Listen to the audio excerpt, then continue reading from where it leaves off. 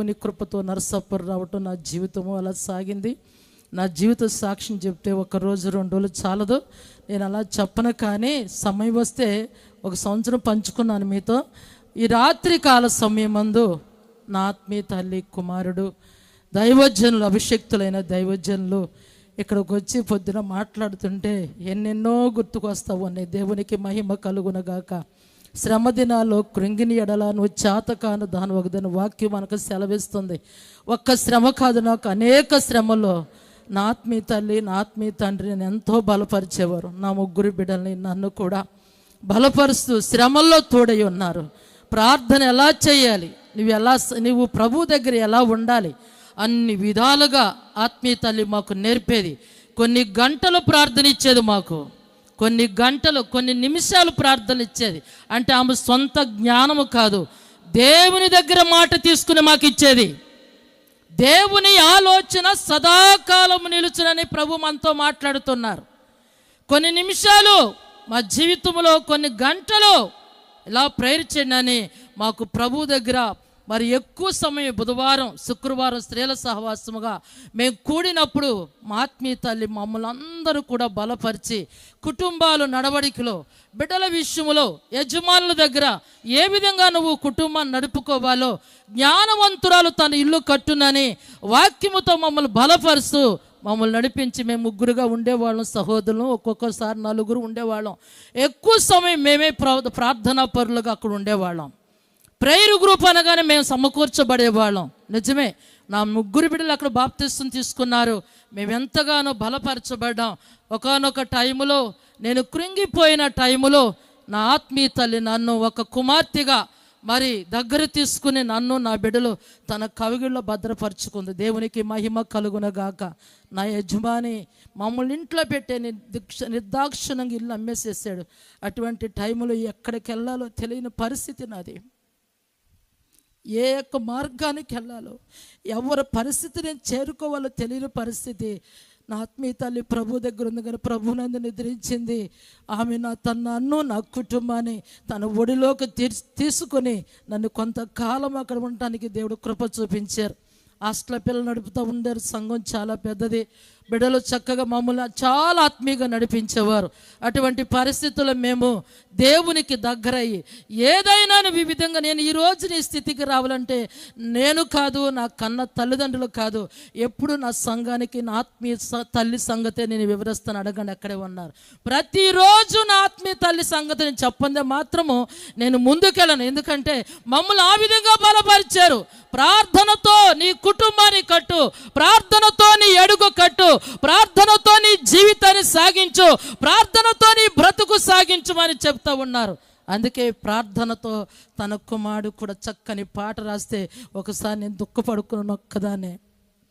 మా సుష్మ ఎందుకమ్మా అలా అంటే ఎంత ప్రార్థన చేసేదమ్మా, ఎంత ప్రేయర్ చేసి మమ్మల్ని బలపరిచేది. దేవునికి మహిమ కలుగునగాక. నా యజమానికి ఆర్టీసీ జాబ్ వస్తుందని అమ్మగారు ముందే బయలుపరిచారు. జరగబోయి కూడా అమ్మగారు చెప్తా ఉండేవాళ్ళు, ప్రేమ నీవు 21 రోజు 3 నిమిషాలు ప్రార్థన చేయమనేది. గంటల ప్రార్థన చెప్పేస్తున్నావు, గవావ చేసి 2 నిమిషాలు ప్రార్థన చేయనేది. అయ్యా ఎంతసేపు అమ్మా మేము చేస్తావనేవాళ్ళం. చెయ్యి చూద్దామంటే 2 సార్లు పడిపోయేదాన్ని. 3సారి అప్పుడు వెళ్ళి మమ్మీతో ప్రేయర్ చేయించుకొని నేను నెక్కలేకపోతున్నాను, ప్రేయర్ చేయడం మమ్మీ అంటే చేస్తే అప్పుడు 21 రోజు 3 నిమిషాలు, మధ్యాహ్నం 3 గంటలకు 3 నిమిషాలు ప్రార్థనిస్తే కొంతమంది మమ్మల్ని చూసి హేళన చేశారు. ఏమని తెలుసా? 3 నిమిషాలు ప్రార్థన బైబిల్ ఎక్కడుంది అని అన్నారు. ఒక పాస్టర్ గారే. మేము వచ్చి మమ్మీకి చెప్పాం, మమ్మీ ఇలా అంటున్నారని. వాళ్ళ ముఖం వాళ్ళకేం తెలుసు? ఏలీ ఎంతసేపు ప్రార్థన చేశాడు, ఆ ప్రార్థన దేవునికి ఇచ్చి ఎవరి మాట వినకండి అని మమ్మల్ని ఆ విధంగా బలపరిచేది. ఆత్మీయ ఇక్కడుండవు ఎక్కడికో. నా ఆత్మీయ తల్లి ఒక ప్రవక్త. పొద్దున చెప్పారే 6 గంటలు 7 గంటలని. అయ్యగారు, కుమారాజు అయ్యగారి దగ్గరికి క్రిస్మస్కి వచ్చారు.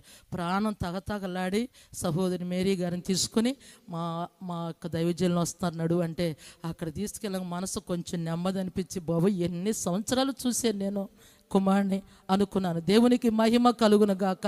అప్పుడు అడిగే, ప్రభు నీ దాసునికి ఇష్టమైతే నీకు ఇష్టమైతే ఈ దీనురాలు ఇచ్చావు కదా, ఒక పరిచయం ఇచ్చావు కదా మార్చిలో, మరి 9, 10, 11, 12 ఒక్క రోజైనా డేట్ ఇప్పించయ్యా అని అడిగితే ప్రభు ఓకే చేశారు. దేవునికి మహిమ కలుగునుగాక.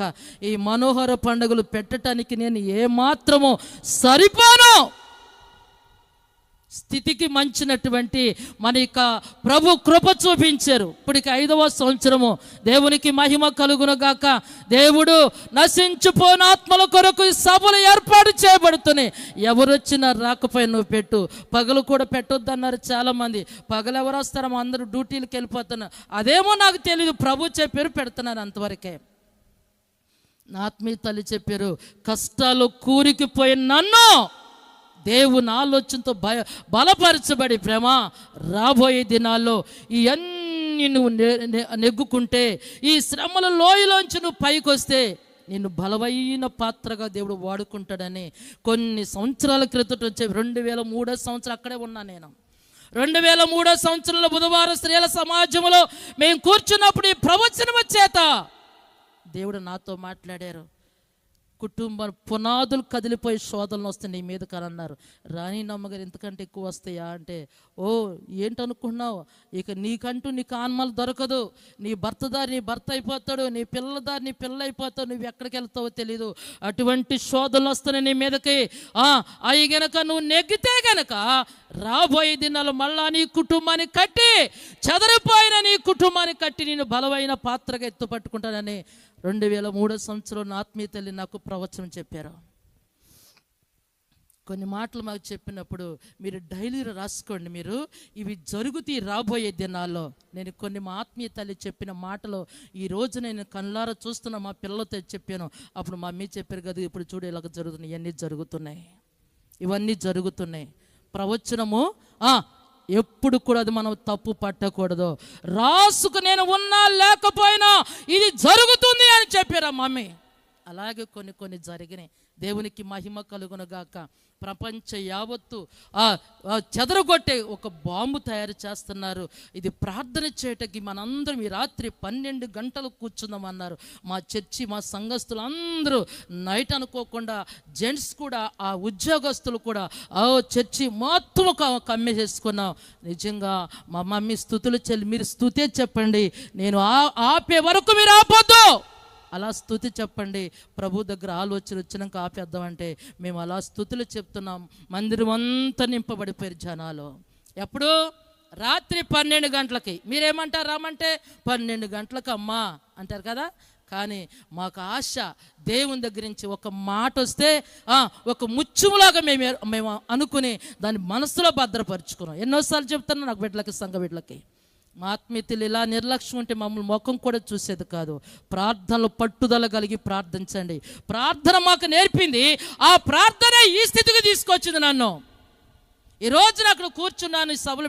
నా వల్ల నా తరమా నా తల్లి నేర్పిన ప్రార్థన, నా తల్లి నేర్పిన ప్రార్థన ద్వారా ఈ రోజున ఒక మంచి ప్రార్థనా పరులుగా దేవుడు ఇక్కడ ఏర్పాటు చేశారు. నా గొప్ప నేను చెప్పుకుంటాం కాదు, కానీ ఒక మాట అన్నారు అక్కడ క్రిస్మస్లో. నా తల్లి రోజుకి 6 గంటలు ప్రార్థన చేసి, నిజమే అసలు ఇలా ఉండేది కాదు. నేను ఇంటికి వచ్చి అనుకున్న, ప్రభువా నా తల్లి 6 గంటలు చేసిందే, ఇంకా నేను 2 గంటలు ఎగస్ట్రా చేసే కృప నాకు, 8 గంటలు నీకు అప్పగించే కృప అలాగే దేవుడు నాకు ఇచ్చాడు. దేవునికి మహిమ కలుగునుగాక. మా పిల్లలు అంటారు, అమ్మ పొడుకు ఎంతకంతసేపు ప్రభు సన్నిధి లేని మనం బ్రతకలేం. ఎందుకో తెలుసా, మా సంఘం పిల్లలిపే సంఘం చాలా ఆత్మవరములతో మమ్మల్ని కృపావరములతో కూడా తల్లి మీకు కృపావరం ఇస్తా దేవుడు వస్తున్నాడు, సిద్ధంగా ఉండండి అనగానే 1 సెకండ్లో మాకు కృపావరం ఇచ్చి వెళ్ళిపోయాడు దేవుడు. కన్ను మూసి తెరిసే లోపల. ఇది అమ్ముతారు అసలు ఎవరన్నా? ఏమండి కృపావరం ఎలా వస్తుంది? కళ్ళు పోయండి, మీరే మైండ్లో ఎక్కడెక్కడ పెట్టకండి, ఇక్కడే ఉండండి అనేది. అలా ఉంటే 3 ఉన్నాం అక్కడ. ఆ 3కి దర్శనాలు కనపడి 1 నిమిషంలో అయిపోయింది, ఇచ్చి వెళ్ళిపోయారు అన్నారు. నీకేం కనపడింది దర్శనం అంటే, ఒక నిండుగా నీళ్ళు ఇచ్చి ఆ గ్లాస్ పెట్టారు మమ్మీ. అంటే నీవు నీళ్ళ కొరకు ప్రార్థన చేస్తే ఆ నీళ్ళ ద్వారా నీకు స్వస్థత వరమిస్తాడు దేవుడు అని చెప్పారు. మరొక సహోదరు చెప్పింది, పాటల పుస్తకం నాకు తెరవబడింది మమ్మీ. అంటే ఆ పాటలు పాడే కృపవరం దేవుడు నీకు ఇచ్చాడు. మరో సహోదరు చెప్పింది, ఆవిడ బైబిల్ తెరుస్తుంది మమ్మీ. అంటే దేవుడు నీ వాక్కుల చేత బైబిల్ చేత నీతో మాట్లాడతారు. ఈరోజు నిజంగా నీళ్ళ కొరకు క్యాన్సర్ వ్యాధుల, ఎయిడ్స్ వ్యాధుల, అనేక రోగాలు కువైట్ నుంచి, ఇజ్రాయెల్ నుంచి ఫోన్ల ద్వారా నీళ్ళ ద్వారా అద్భుతాలు జరుగుతున్నాయి. ఎంత భయంకరమైన వ్యాధైనా నీళ్లు ప్రార్థన చేయగా అద్భుతాలు జరిగించి దేవుని మహాకృపలో ఈ రోజుకు వాడుకుంటున్నారు. దేవుడిచ్చిన కృప వరం మేము పూడ్చుకోలేదండి. దేవునికి మహిమ కలుగునగాక. దాన్ని ఇంకా మేము ప్రయోగం చేస్తూ ఉన్నాం. నా ఆత్మీయతల కోసం చెప్పటానికి నేను నిలబడ్డాను. ఎందుకో తెలుసా? ఆ మాట అన్నందుకు నిజమే. వారి మా పిల్లదేవి చర్చిలో ఒక విశ్వాసిగా మా ఇప్పుడు పిన్నయ్య గారు యవనస్తుడు మా జోలికి వచ్చేవారు కదా, ఆయన పని ఆయనే చేసుకుంటూ వెళ్ళిపోయేవారు. ఏమండి, ఎప్పుడు డ్రమ్ములు కొడుతూ చక్క పాటలు పాడుతూ యవన బిడ్డలు ఉజ్జీవపరుస్తూ ఉండేవాళ్ళు. దేవునికి మహిమ కలుగును గాక. నా ఆత్మీయ తల్లి చనిపోయినాక మేము ముగ్గురం కూడి ప్రభు పిలిచారు. బాడీ అక్కడే ఉంది, కుమారుడు ఇంకా రాలేదు. ఏడుస్తున్నాం ప్రభు దగ్గర. ఇంత మంచి తల్లిని తీసుకున్నావయ్యా నువ్వు, మాకెవరు ఆలోచన చెప్తారంటే ప్రభు మాట తెలుసా? భయపడుకుడి, ఒకరి తల్లి ఒకరిని ఆదరించినట్లు నేను మిమ్మల్ని ఆదరిస్తానన్నాడు దేవుడు. దేవునికి మహిమ కలుగును గాక. ఆ వాగ్దానం మా జీవితంలో నేటికి నెరవేర్చబడుతుంది. ప్రార్థన నిజమే. ఆత్మీయ తల్లులుగా, ఆత్మీయ యొక్క పాస్టములుగా మనం ఉన్నప్పుడు సంఘ బిడ్డలు ఎంత బలపరుచుకుంటే నీ కళ్ళ ముందే వారు మంచి ప్రయోజకులు అవుతారు. మా ఆత్మీయ తల్లి మమ్మల్ని బలపరిచింది కనుక ఈరోజు మీ ప్రయోజకులకు దేవుడు ఏర్పాటు చేశారు. అటువంటి కృప